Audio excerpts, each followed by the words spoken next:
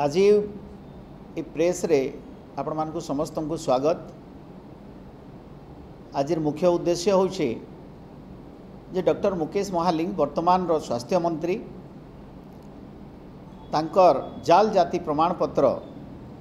जेंटा कि 2 दिन तले 18 तारीख रे state level scrutiny committee RDC Sambalpur पाखरे शुणाणी हैला। मुई तार अभियोगकारी थी। अभियोगर विषय वस्तु है जे डॉक्टर मुकेश महालिंग केउट संप्रदायर आर केउट संप्रदाय 2002 मसीह राष्ट्रपति अनुमोदन क्रमे पार्लियामेंट रे पास होकर 18/12/2002 रे अनुसूचित जाति तालिकाभुक्त होते, किंतु स्टेट लेवल स्क्रूटनी कमिटी निर्देश मते एसपी विजिलेंस द्वारा अनुसंधान करिक जना पड़ला जे 1978 रु से पाठ पढ़ारे एवं परवर्ती समय हायर एजुकेशन रे शेड्यूल कास्ट सर्टिफिकेट व्यवहार करिक स्टाइपेंड पाइछंती, एडमिशन नहीं एवं 9/9/1989 रे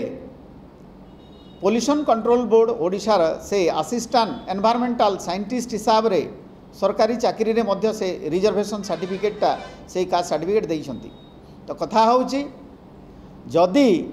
केउट जाति 18/12/2002 रे अनुसूचित जाति तालिका हैला से 1978 रु को हिसाब रे सर्टिफिकेट नेले, 1989 रे को हिसाब रे से जाति सर्टिफिकेट रो संरक्षण और सुविधा सुयोग नेइगिरी से सरकारी चाकरी कले। एनक्वायरी रु जना पड़ी जे 1981 रो आमर गोटे 25/3/1981 एवं 20/3/81 भारत सरकार एवं ओडिशा सरकार रो चिठी अनुसार सर्टिफिकेट नेले बोलिक से जना पड़ी, किंतु से 20/3/81 आउ ये जो आमर 25/81 से चिठी रे निर्दिष्ट भाव में उल्लिखित अच्छी जे पर्यंत राष्ट्रपति अनुमोदन न पाइछ पार्लियामेंट प्रोसीजर रे से माने जदि अनुमोदन न पाइछंती से माने नहीं पारिबे नाही हेला परे नेबे। तो आमर अभियोग अछि 2002 पूर्वरु से जेहेतु जाल जाति प्रमाणपत्र नहींचंती वर्तमान रो 2012 रो issuance and verification of caste certificate अनुसार से सबू जहाँ सरकारी पाउना नहीं सेटा रिकवरी करने कथा तांकर ना रे क्रिमिनाल प्रोसीजर हेबा कथा। बहुत एग्जाम्पल अच्छी लतिका कुमारी चंद्रभान केस रे एवं मिलिंद केस रे जे 10 वर्ष पर्यंत दंड विधान अच्छी जे जदि फर्जरी कास्ट सर्टिफिकेट नहीं किसी जदि चंचकता करी चाकरी करिथिबो किंबा पाठ पढ़िथिबो तो आमर नियम कहूची जड़े विधायक किंबा सांसद 2 वर्ष रु अधिका जदि जेल दंडर जदि हबो से तांकर विधायक एवं सांसद पद मध्य हरइबे। तो आमे एप्रिहेंड करूछु जे जेहेतु से स्वास्थ्य मंत्री अछंती विगत दिन रे बीजेडी सरकार भी तांकर जने विधायक माध्यम रे प्रेस कॉन्फ्रेंस करी शंख भवन रे कहिथिले जे तांकर मंत्री पद रु इस्तीफा देबा पई दाबी करथिले। तो सही परिप्रेक्षी रे आमे कहूछु जे 18 तारीख जेते बेले तांकर शुणाणी ही गला काले तांकर पदमर्यादार दुरुपयोग करी सेटा को बाटमणा करिवे सेटा आमे एप्रिहेंड करछु। विगत दिन रे 18/12/2024 रे आरडीसी कटक रे मध्य गणेश्वर बेहरा विभू तराई आंकर 5 जनकर ना रे गोटे एनक्वायरी चलथिला। सही एनक्वायरी रे चंचकता करिकरी आमको कहले जे तांकर कास्ट सर्टिफिकेट से 2002 पूर्व देन से ड्रॉप कलु,